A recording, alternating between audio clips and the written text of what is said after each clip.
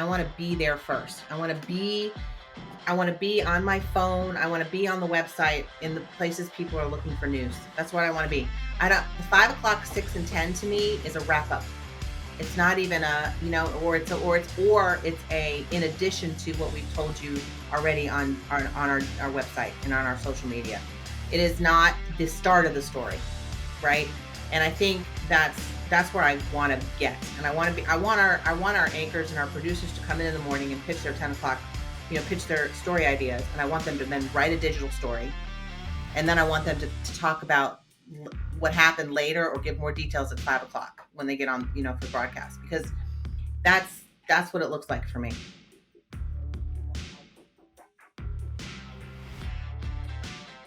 Welcome to the News Nirvana podcast. I'm your host, Nick Parker.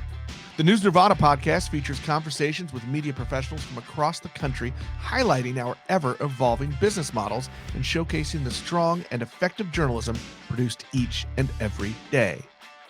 This podcast is made possible to you by the generosity of Blocks Digital. Blocks Digital empowers content producers to connect with their worldwide audiences at scale and continuously transform to achieve their business goals. Contact Blocks Digital today to learn more about how they can help you thrive, and you can connect with them at blocksdigital.com.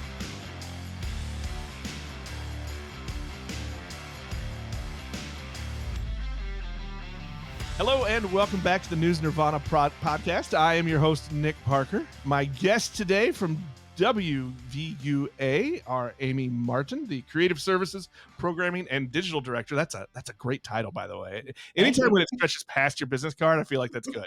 It's a lot, yeah. And Cassandra Horton, the General Sales Manager for WVUA. Welcome.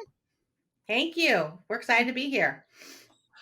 Okay, so this is fun. You are one of two stations that are university owned in the United States, the other one being University of Mizzou. Mm-hmm. That's a cool way to do your student journalism, right? To teach them how to do it. And look, to put even more pressure on the students, you're also a top 50 market where you are. So right. Just throw them in the deep end, right? Tell them to go make the news. That's it. That's it. They're getting that real life experience right away in that top 50 market. They are. When we first met and talked a couple of weeks ago, and I was thinking about that, and I remember we won't, none of us have to admit how long ago our schooling was, but right. I remember we always took pride in, I was a newspaper guy, but we always took pride in we're going to compete with whatever the local pros are, that we're going to be as good or better. That's how we learned. That's how we made sure we did a good job. But we really weren't. So, we were still a campus publication, even though we covered the community and we tried to act like we were competitors. But with what you were doing, you really are competitors. Really are. We are. Especially, and in every area too, which is right. It's not just producing the news, it's also in sales. You are fully funded by advertising and sponsorship sales. So you really are, dropping those students into the fire. That's right. Really, and when the students come to us, they're going to learn all those different areas. And that's the unique thing about what we do here is really they can put their hands into promotions. They can put their hands into news. They can put their hands into sales, and they get experience in all the areas. Well, and that's something I really do want to get into, because we've talked a lot about that on this podcast and in different episodes about the importance now of journalists learning all aspects of the business. And I'm going to say the business, because not just learning how to write the news, how to shoot the news, still video, how to do things on digital. So not just the editorial side, but it is more important now that people learn the business side as well, even if it's not something you end up doing, to understand the role that they all play in the business and keeping it going, because sustainability is the name of the game for all of us now. Right. And everything with all the journalists coming through our program, it's that multimedia journalist. They have to understand digital. They have to understand how to write a story. I mean, at the basis of it all, though, is content and writing.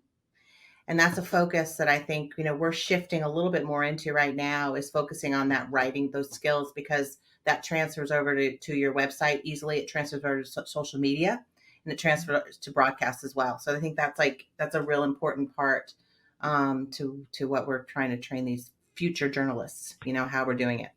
Yeah. If you can write the news, you can learn the tools to do all the other things.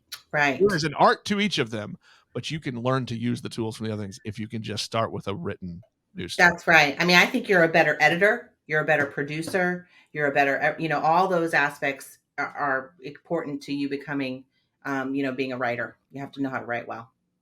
I would agree. And I love doing all of it, because I think that in the end, that all makes us all better storytellers. Yeah. And we're also dealing with, we're competing with social media, because some of them come in, Right. they come here thinking that they already know writing. So right. that's yeah. Yeah. Well, so, and those are different types of writing. That's right. That's right. There's, because they really do have to know how to do all of that and how to engage their viewer. Like, it's because these, especially now when they're coming in with this digital experience, there's that influencer, that fine line right now between news journalist and influencer. And I think we're in an interesting time trying to figure out what that is, and what that looks like. And so understanding that, how to brand themselves, but then also making sure that they're not doing anything that's unethical. Right. Is really important. Right. Because I think we are learning at earlier ages how to, I'm going to say, brand ourselves with social media. Yes. Right. But I mean, but we do create a persona, a social media persona, but now the idea is you need to brand yourself as a journalist that not only promotes you for your career, but promotes the organization that you are working for, because the idea is always you want to drive people to your content. That's correct. Yeah. We don't make any money if they just watch our Instagram feed. That's right. That's right. Yeah. And at the token, Amy, you may disagree with me, is that they're kind of pushing us to an area where we're right on the line of, some of them want to promote themselves as much as they look at that as their content as maybe it's just as important as what they put on air. So they're forced to a different area where we're trying to figure out, like Amy is saying, ethically what's okay and what's not okay. Right. Where do you start, I guess, then, as you're talking with students and new reporters and journalists, of how do you make your social media so that it drives to the website, drives to the station, drives to the printed product? Where do you start on that? Because really it does all need to be a driver. It does. It really does. I think for me, when I get students that come through and I'm talking about that topic, I always ask kind of what space they're currently in and where they're branding themselves right now and how they're branding themselves. And then once I figure that out, I make sure that their messaging is, I'm a WVUA 23 reporter, and you can get the behind the scenes from me, and I might brand myself a specific, like we had one student he called himself the Red Report. His name was Asher, and he made himself the Red Report. So the Red Report was a good example of, he branded himself, and then he had to take it back to, I work as a reporter or an anchor too at WVUA 23. So I think it's figuring out, and we have not perfected this. Like this is something that I'm still trying to really figure out, because I want them to brand themselves and I want them to feel confident about that. But I also have to make it beneficial for the station. And so we're at so we're at this weird, and the content that they're putting out. So if they're going to produce packages and stories, I'm okay with them branding, saying that this is produced by them, but it's got to be branded WVUA 23. We own that content. So that's that weird, line there for us. Yeah. And it is a balance, because look, people will follow people before they'll follow things. That's correct. You'll follow Amy Martin and her feed before you'll follow the station. So they need to have that personal touch, that personal interaction, but it still has to drive. It still has to be Amy Martin at WVUA 23. And the content that I put out has to be the news. As a journalist, has to be has a newsworthy content. So yeah. Right. Yeah. How does that Absolutely. how does that work on the flip side, Cassandra? Because you're working on the advertising and the sponsorship. I mean, I grew up editorial. So I just want to say, but look, you're over there on the evil side of things. Although we know that's not true anymore. Yeah. Right. I've learned my lessons over the years. But you got to do that too. Where again, they are driving the content of the station. They're driving the content of the partners. They'll get our advertisers that will ask them to promote things. They'll give them a T-shirt. They'll give them furniture for their apartments, and they have to make that choice. Mm-hmm. They tag them Mm-hmm. on their social media or not, because at that point Mm-hmm. they'll turn to they're taking money from the state. Right. Right. So Right. yeah, Hmm. yeah, we've had that issue. We have that issue with one of our journalists currently, but yeah, that there's a thin line where they can say I'm at the park today, but they can't mention maybe there's a food truck or something out there. Go out there and come out here and taste this food. They can't do that, but there's a line. They do want to promote things on there because they get free things. If they get enough followers, they will get. There will be companies that will contact them to promote their product. So Is the social media angle, you think, one of the bigger issues you're facing as it is. educators and training the next generation? It is 100%. because 100%. there's an will have more followers than a show. Maybe one of Mm-hmm. your lower shows, the programs that you have. Mm-hmm. So that you compete. If I'm showing numbers and this anchor is very popular, and I'm trying to show a 10 o'clock show, which is not going to be ranked as high as whoever this person's followers are, how do you compete with that? Mm-hmm. Well, how do you, as the people running the station, then how do you Mm-hmm. look at those numbers and say, okay, how do I use this person that has 100,000 social media followers to promote the show that's getting 5,000 people to watch? How are you working to kind of use those numbers to your advantage as a station? Well, Those that that we go ahead. you, I was going to say those are those conversations that we're having, with them because we want them to use their social media for those opportunities and help us promote those things. But some of them are very focused on their personal brand. mm-hmm. And so it's trying to figure out, how to have how they can do that. I mean, Yeah. I'm not kidding. It's a struggle. It's a big struggle for us. And I think, a lot of the bigger companies, they that are owned, these media companies, they have in their contracts that you can't do certain things, right? You can't do Mm-hmm. any sort of, yeah. And so when you have to sign those contracts, you kind of go in knowing that. But these students that come to us, they don't have contracts. They don't have a They're here to country. just learn. They don't have a contract. They're just here to learn, and they're trying to figure out kind of what they want to do at the same time. And so, I think it's up to us as educators to kind of meet them where they are and figure out how to use that, because there's some really positive things that come out of that. There's some negative things, but there's some really positive things too. And so I think we have to meet them where they are and figure it out. I would think that also, while it's a little scary because there are no contracts and you're kind of figuring those rules Mm-hmm. out as you go, but also I would think that gives you some freedom to experiment with some things It does. as well, to try to find where the balance is, and also figure out new tools that the students can use. Right? I mean, Mhm. that's the great part, is in this ever changing tech Yeah. world and ever changing industry, is this gives you a little freedom to kind of play with those things.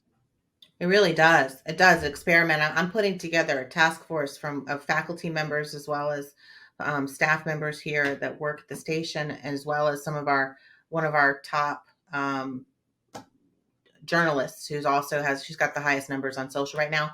I'm putting that team together to try to figure out how we can do that with students, and how we can actually work, how that can be to our advantage, to be able to bring them over here. Are they social media? Are they called social media reporters? Maybe, right?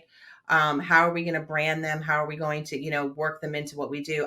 So I'm putting this little task force together to kind of study, to talk about and study some options, because I'm very interested in seeing where this is going to go. What's the response been like from your the people you report to as you're putting these things together? I mean, is the university embracing these kind of new? I would think that it's hard sometimes to say, hey, we're gonna try this thing. Yeah. No, they are, because I think the professors, like, we're working across the street. I say across the street because we're in one building, and then our College of Communications in the other building across the street.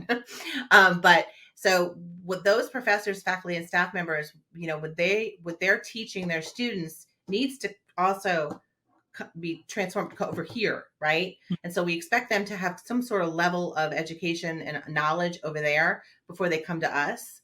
So I think it's important that we work together to figure that out. And I don't think right now there's much of that going on, but they are looking at us over at WVUA going, well, how are you guys dealing with that? And so I think that's why I'm trying to bridge that gap between the two to try to make sure we're figuring out together. Well, let's shift gears a little bit, and let's talk about producing the news. So let's talk about telling stories. The last 4 or 5 guests we've had on, we've the running theme has been digital first. Whether you're a TV station, a magazine, a newspaper, you have to retrain the brain to think digital first. How does that fit, and how does that relate to what you're doing for training the next generation for student journalism? I'm really happy to hear that that's a recent conversation with other stations. Is that true? Absolutely. Is that true? Yeah. Okay, good. Because honestly, I feel like we're so behind the 8 ball on that. Like, I feel like we should have been digital first 5 years ago. And so it's really good that we're not having these conversations late. I don't know why. I've always felt like we've been so late to the game on this, because I've been trying to push this for 4 years now. And so what we're doing is we're creating a digital space inside the newsroom. So we're going to have a space in the newsroom that's going to be digital only. We hope to make one of our studios digital first newsroom. And we're going to staff it with a digital content manager, some digital producers, and a social media manager. And then those students will always work with a professional in that area. So we'll have all our reporters that will work with the digital producers. We'll have some social media managers that work with social, and then that digital content manager will oversee all of that entire department.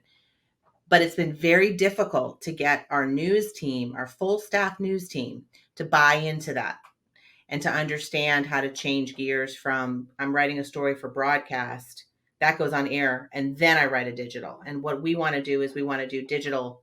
We want a web story first, and then we want the broadcast story second. And so it's a definite workflow change and shift. And I feel like it's going to be difficult. I had a couple people have given me advice from other stations and just said, Amy, just hire your own team, digital team. Just digital, and then eventually your news team will just have to follow with it, but just do your thing. And so I'm kind of in that mode right now.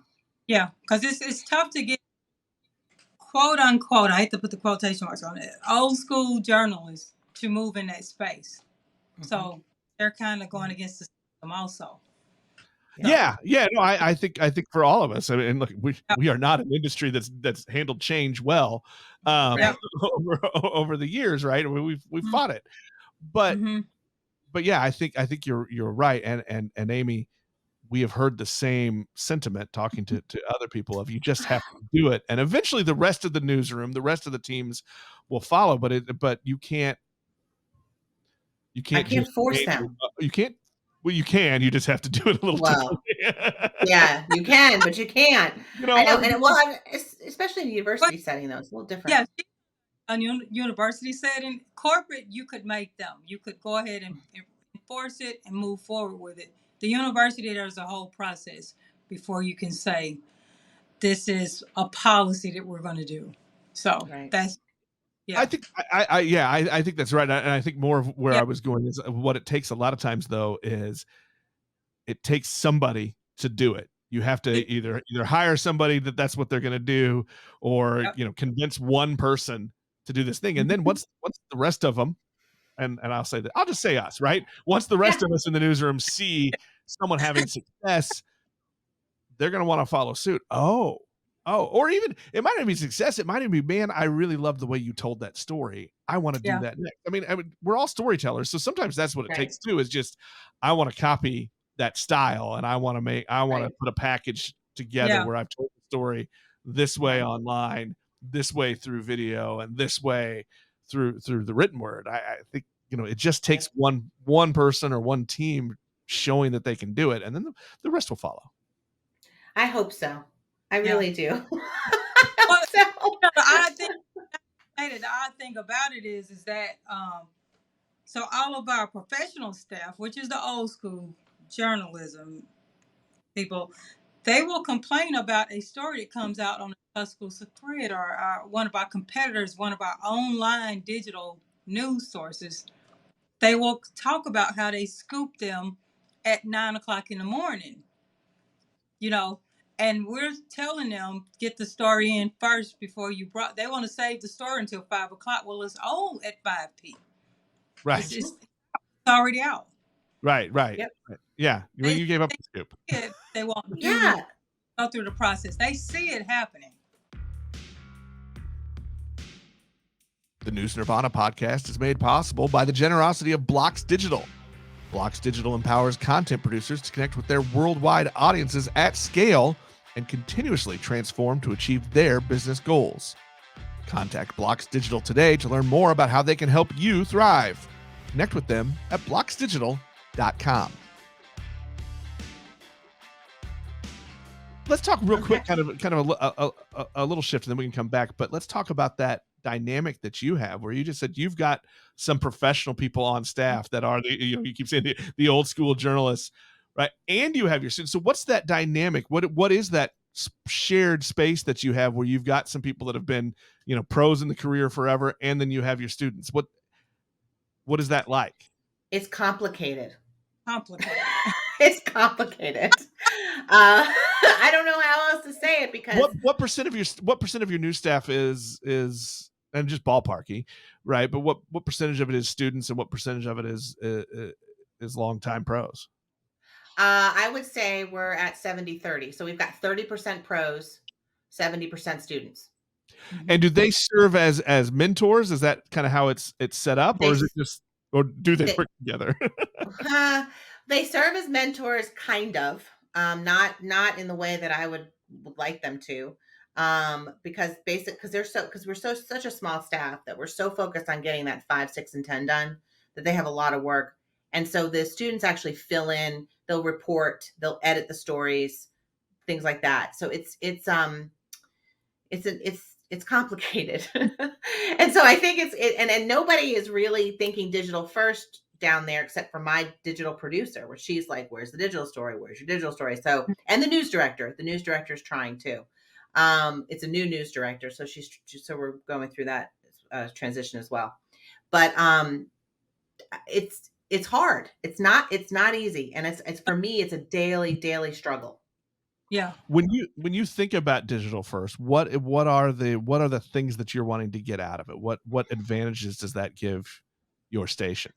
I want to be in this digital space for West Alabama stories, covering local stories. I want to be there first. I want to be on my phone. I want to be on the website in the places people are looking for news. That's what I want to be. The 5 o'clock, 6, and 10 to me is a wrap up. It's not even or it's a in addition to what we've told you already on our website and on our social media. It is not the start of the story, right?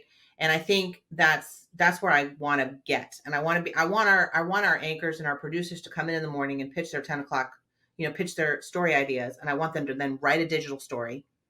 And then I want them to talk about what happened later or give more details at 5 o'clock when they get on, for the broadcast, because that's what it looks like for me. And that competes with our, with two of our top, digital platforms here in town. We've got 2 other people that are scooping, like she said, scooping stories. You talked about resistance a little bit from the older generations, which is no surprise to any of us.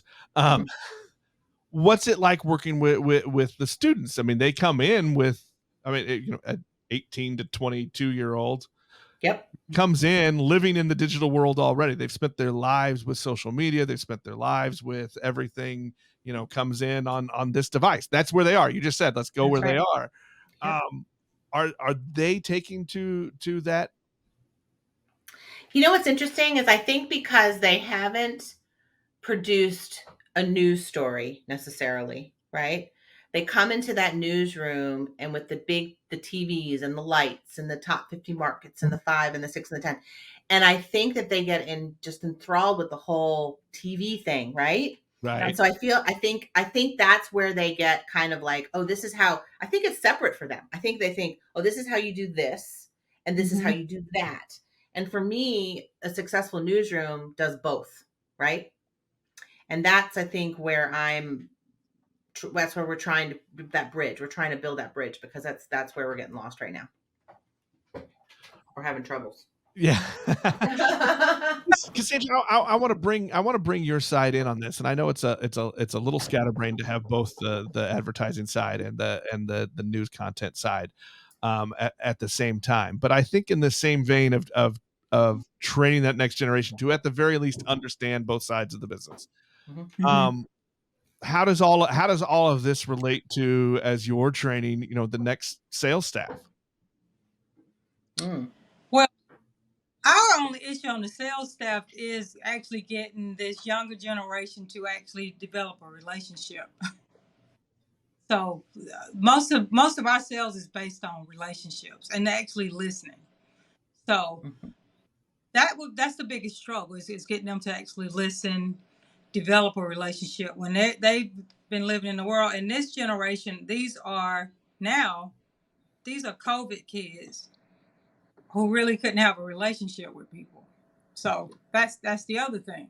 So they're coming in here not having any contact. But I think that's the biggest issue is getting them and keeping them from being an influencer and those type of things. Well, yeah, we're all having to relearn how to make relationships, right? After Yeah. I had to learn. When we came back, we were away for about 7 months from here, and I had to learn. I had to readjust to how I approach people. But you have to teach them exactly how to listen and how to take that information, what to do with it, and not so much think about themselves and think of the client. Because I want to problem. I want to go a little more on what you said about forming relationships, and it's all about forming relationships. Another recent guest we had, Ryan Dorn, who is a consultant for media sales teams, told us that one of the big things post-COVID, post-pandemic, is that more and more we are pitching the emotional sale rather than the logical sale. That the scales seem to have tipped a little bit. That's more important. So, what are you looking at as you teach people to go and make those relationships and form that emotional bond so that they can sell new partners and new sponsors? Well, yeah, as far as so you have to match demographics with their product. You have to find a program that matches with whatever that typical customer that walks into their business. That requires you to sit there and drill them and ask them what they look like, what their habits are, because you got to sell, you got to pitch digital too. So we got to pitch digital for them first, and then we move to broadcast. Because you have to check out their websites. You need to know all this information, and that is a relationship thing. But like I said, I even have I have professional staff that doesn't listen well a lot. We had somebody else who said, it's more about selling your audience and how your audience. It is. We want to build audiences. It is, but I always tell my reps when we first go in, we don't talk about our station. We talk about the client and what keeps them up at night, and then we match whatever that is that keeps them up at night with what our product is, and then we merge those two together because we need to find a solution.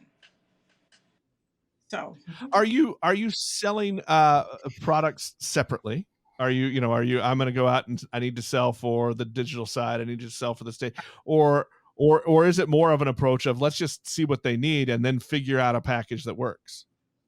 I ask them to do research before they go. and look at their website, look at their social media, see what's going on with them. So you'll have a conversation because you need an appointment. So you can normally find a story with the social media and the website, and you start from there because you want to start with the website.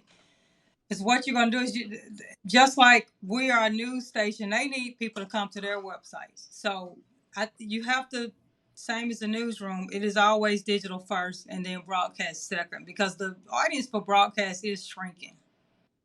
Those people, and the people our age, I'm 52 years old. If I'm streaming, that means this generation below me, those people are, none of them have a cable service. So we have to learn, we have to be in that digital space also. Well, I think it Yeah, goes and back to what we said earlier. One has to always drive to the other. yes. Have And to. And I think it's been so different. It's changed so much. I've watched it change for us specifically, but we would go, I would never have considered us a kind of a marketing agency before. I always considered us a part, an asset, or a creative part, to a marketing campaign. But now I think we're selling more like a marketing campaign. So we're going out and talking to our clients, and then we're figuring out, now we have the options to give them, to help them on all platforms. And so, Cassandra came from radio. She was in radio for how long? 20 years, like 15 years. 20 years. And, and she sold strictly, it's just interesting because she sold strictly radio. Then we sold strictly television, but now we've got a whole nother world open to us. And where sometimes we've made the comment, we don't need TV, we don't need broadcast, we don't need news. So then what happens, right? We're just we're a marketing agency. Yeah. So it's interesting. I think you're right. I mean, it's the same thing as we said. It's all about the different ways to tell a story, right? To package them in different way. It was the same way of using all of your different channels, for lack of a better term, all of your different channels to tell the story of your marketing partner, your sponsorship. And I just personally, for my own things, I like to call them partners. Because I'm selling them my audience, and I want them to partner because I want their audience too. Yeah. Because I want my business to grow. I want more people to come to my news I'm producing. And so I would love for their audience to do it. Right. Yeah. Well, and then you have to break it up in generations, 50 and up. Yeah, you can catch that broadcast news, but under 50, you have to go to a device or a tablet. So you can't just pitch. We just have so many other options, though, to get those audiences. Like, there's so many other ways to do it now. I mean, it used to just be through our, broadcast, but now it's on our social media. Now it's a digital campaign. Now it's, so it opens up a lot of opportunities for us in a lot of different ways. Along those same lines, and I want to pay attention to our time here, not take too much of your time away from your real jobs. Along those same lines, and I thought of this because earlier you said you were happy to hear of other stations talking about digital first because you weren't sure if you were in the right time. But I think I was a little surprised by that because I remember when I was in college and newspapers were at that time just starting to go to the pagination, right? To where we could lay out our papers on the computer, our pages. Whereas my first job, here I am fresh out of school, right? I actually ended up training the staff that had been there forever how to do that process because my college, my university team had already done it. We learned how to do that. So, I feel like a lot of times because of the way things work, universities can be a little bit ahead in technology. But what I wonder, taking my perspective and then what you just said, which your perspective is obviously a little differently. Yeah. What do you think?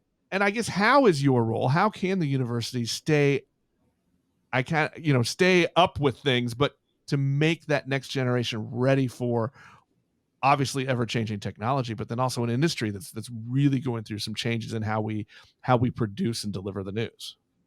I think conversations with other stations across the country and what they're doing right and what they're doing wrong and what they want to do better, I think is one of the biggest things for me. And then understanding too, I always want to be ahead of the curve. And so I'm constantly reading about kind of what is like AI right now. Okay. AI is a big, how do we use AI in the newsroom? How is AI going to help my digital team? I'll tell you what, it's going to help my digital team because I have a small staff. But how do we use it effectively? So I'm like reading up about how to do that, and so I think it's really just it's us educating ourselves and staying ahead of it. I always tell everybody that works with me or works, I learn something new every single day, and the minute I stop learning, I'm out. And so I think I'm done. I do training once a week so I can keep ahead of it. I hired a rep that is in her 30s. She's a millennial and she's AI everything. All of her script writing, everything. She uses it for everything. So I think it is a fascinating tool to me. I'm a little bit frightened of it, but mostly frightened because I don't know how to use it right yet. Right? Like Right. I'm still trying to figure it right.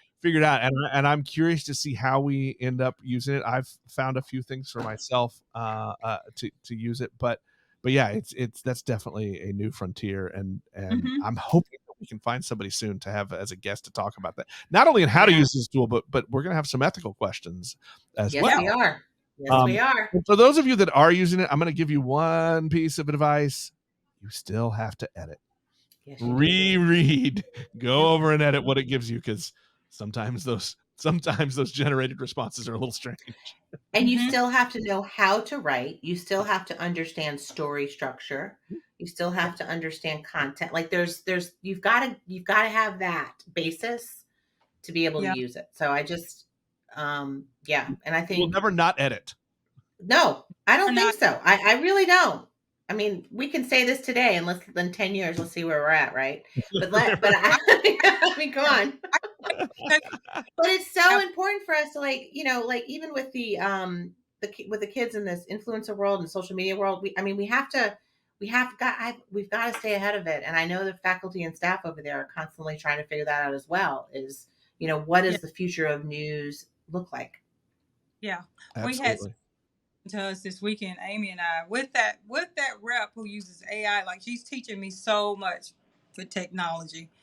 But the flip side of that is that she kept sending a calendar invite out instead of sending instead of picking up the phone and because we've got pick up the phone. A huge that's going to meet. So you've got to call, you got to pick up the phone and figure out what their date, right? What their times are and when they're available, right? That requires you emailing everyone or picking up the phone and saying, hey, here's some dates and some times, right? Well, as with everything we've talked about, there's that balance, right? There's that tightrope of using all the tools. Here's what we saw in our age group. They kept declining. Everyone was declining it because their day never picked up that phone. So Amy called. She said, "Hey, we got to nail this down today." I just picked up the phone. I said, "Hey, what? Give me some dates and give me some dates." That was it. Right. We did like 10 minutes. Okay. Yes, it was scheduled. And that's what aligns with younger people. That's where I say the relationship. She would rather communicate through email instead of just picking up the phone and getting all of us together, because we're talking of 10 people that's going to meet. Right. So there's the line. That's where we still need it. Yeah. Yeah. We'll never replace the actual relationship. I don't think we ever will. I don't think we ever will. It will never happen. I don't think so either. I agree with that. No, and I think that's part of the power of the news, right? Is it's still a relationship between you and your organization, the people, your audience. You're telling the stories of your community or whoever, and that's a relationship, and that's where finding that balance between even the social media branding and driving to your organization. You've got to have all that because you're the ones they trust to tell the stories. I agree. That's right. And those relationships in the communities themselves with the people are just critical to us telling those stories. They really, really are critical.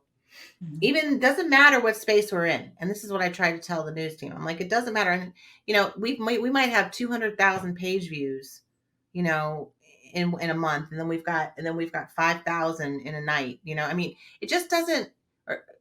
to me, it's just like for us to get to reach the people that we need to reach, we have to be in that digital space too. Like also, you know what I mean? Yeah. Like, I wish that they would just understand that we can reach more people now using different platforms and not just broadcast. We can meet them where they are and drive them to We the other things too. we Yeah. can, we can, Yeah. yeah. And get rid But of they have to. wouldn't matter. Nielsen is not going It to. would- It's not going to be No, a. Yeah. no, Right. no. Well, Amy, Cassandra, I thank you very much. As we wrap up, I want to make sure, so if people want to follow along or they want to go find your station, where can they find you on the socials, on the websites? We're all at WVUA23 for everything. LinkedIn, WVUA23 socials, and then WVUA23.com on the website. And I assume they can find you guys as well if they want to reach out and ask questions, or Yeah. maybe offers up some internships or some mentor advice for students. Yes. I think we all do better when we talk with other people in the industry. Yes. I love having conversations with other people in the industry because it gives me ideas, and then it also validates what I'm doing and why I'm doing it. So, we all need a little validation now and then. right? I think we do. Can't argue with you there. Of Well, course, Amy, Cassandra, right? thank you very much. I appreciate you coming on the show. Thank you. That'll wrap us up for this time. We'll talk to everybody next episode. The News Nirvana podcast is available on Apple Podcasts, Google Podcasts, Spotify, or most any of your favorite podcast apps. The News Nirvana podcast is made possible by the generosity of Blocks Digital. Connect with them at blocksdigital.com. The News Nirvana podcast is produced by Fredcasts. Think, speak, act,